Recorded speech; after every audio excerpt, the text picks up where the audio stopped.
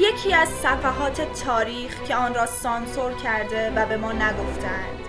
اما حقیقت این است که ایرانیان توسط قرمطیان انتقام حمله خونین اعراب به ایران که با قتل، تجاوز، ویرانی و تحمیل فرهنگ و اعتقادات پستشان همراه بود را گرفتند.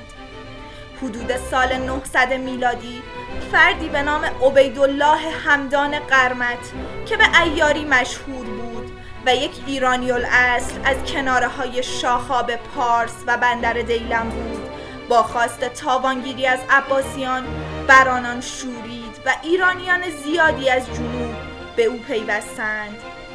قرمطیان اعتقاد داشتند که مکتب و مذهب عقلی بالاتر از همه ادیان و مذاهب قرار دارد و تنها به وسیله عقل و تشخیصات عقلی باید زندگی انسانها را هدایت کرد. در سال 928 میلادی عبیدالله قرمط سپاهی به فرماندهی منصور دیلمی به سوی مکه فرستاد و منصور دیلمی که در موسم حج به مکه لشکر کشیده بود، کشتار زیادی از حجاج و اهالی مکه کرد و تمامی خانه های مکه را غارت کرد و موفق به فتح آنجا شد و خانه کعبه را ویران کرد و آنچه اشیاء قیمتی که اعراب از مدائن و کلیساهای مسیحیان به خانه کعبه آورده بودند به غنیمت گرفت و حتی ایرانیان مروارید معروف به در یتیمه و نیز حجرالاسود را از کعبه جدا کردند. این سنگ که توسط گرزی چند پاره شده بود به بحرین منتقل و مدت 22 سال در بدترین محل، یعنی در آبریزگاه یک خانه در بحرین نصب بود، تا جایی که حتی عده‌ای برای انجام مراسم حج به بحرین می رفتند.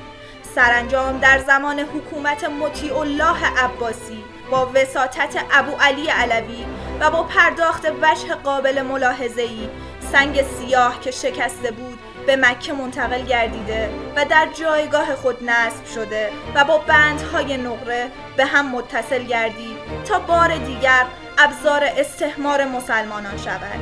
جالب است بشنوید دروغ بزرگی که صاحب منصبان اسلام به پیروان خوشباور خود در مورد چند تکه شدن حجرالاسود میگویند. در سال 64 هجری زمان تسلط عبیدالله ابن زبیر بر مکه و متحسن شدن او در مسجد الحرام، کعبه دچار حریق شد. حرارت در حجرالاسود 3 شکاف به وجود آورد. از این رو به دستور ابن زبیر برای جدا نشدن قطعات از یکدیگر آنها را با نواری از جنس نقره به هم پیوستند.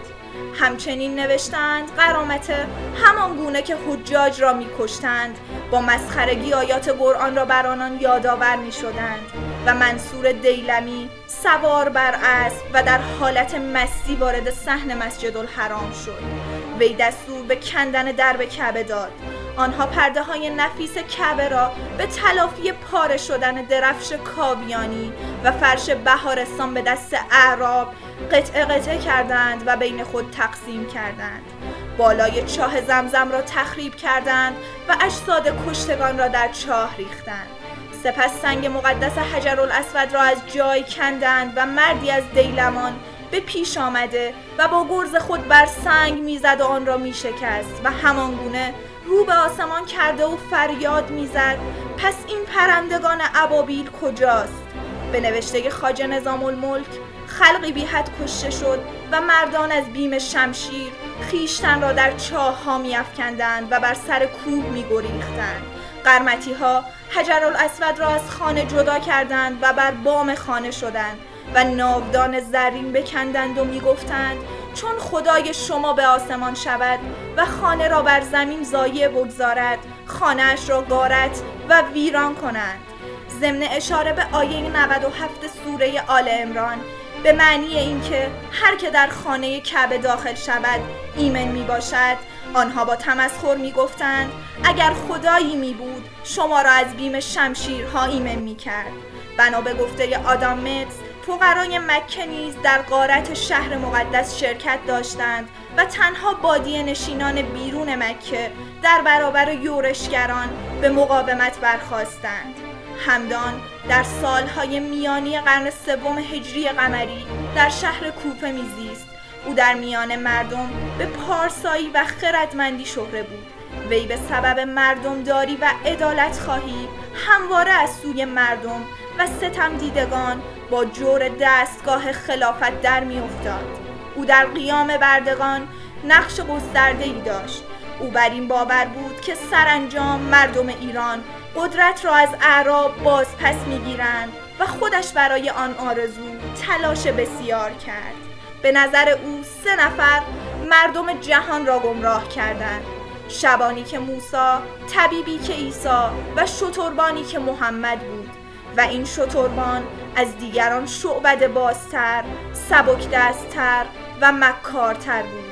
آنها کسانی را که به آیین اسلام گرویده بودند و مقررات آن را محترم می شمردند به دیده تمسخر می نگریستند و پس از آن که به احسا برگشتند هرچه قرآن، تورات و انجیل بود همه را به صحرا افکندند و از بین بردند.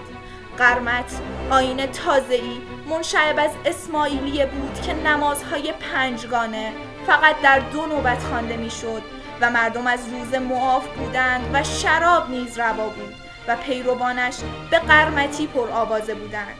در واقع میتوان جنبش قرمتیان را شکل تکامل یافته جنبش‌های قبلی دانست که با مبارزه مسلحانه علیه حاکمیت خلفای اسلام و زیر سوال بردن حقانیت آنان شکل گرفته بود. هرچند که قرمتیان را یکی از شاخه‌های دین اسلام می‌شناسند و آنها را به اسماعیلیان مرتبط می‌دانند، اما شواهد تاریخی وجود دارد که نشان می‌دهد بیشتر گرایشات قرمتیان به حفظ هویت ملی ایرانیان مربوط می‌شود. هدف قرمتیان پایان دادن به سلطه اعراب و استقلال و آزادی ایرانیان بود.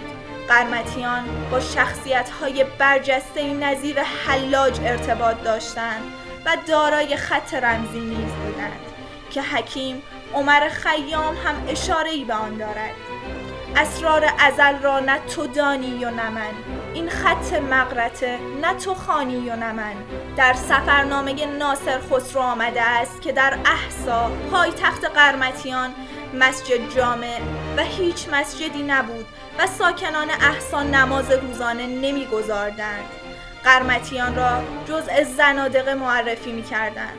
سیستم حکومتی قرمتیان جنبه اشتراکی داشت و زمین و مالیات و درآمدهای جمع‌آوری شده را بین افراد جامعه تقسیم می‌کردند و همین امر باعث جذب بسیاری از پیشوران و روستاییان و فقرا شد. قرمتیان به خلافت یا حکومت موروثی اعتقادی نداشتند. دلیل موفقیت قرمتیان در جذب مردم و پایداری 150 ساله جنبش آنها یکی استقلال طلبی برای ایرانیان و دیگری عدالت اجتماعی و تقسیم زمین و درآمدها و عایدات بین مردم و همچنین آزادی‌های رایج در قلمرو آنها بود.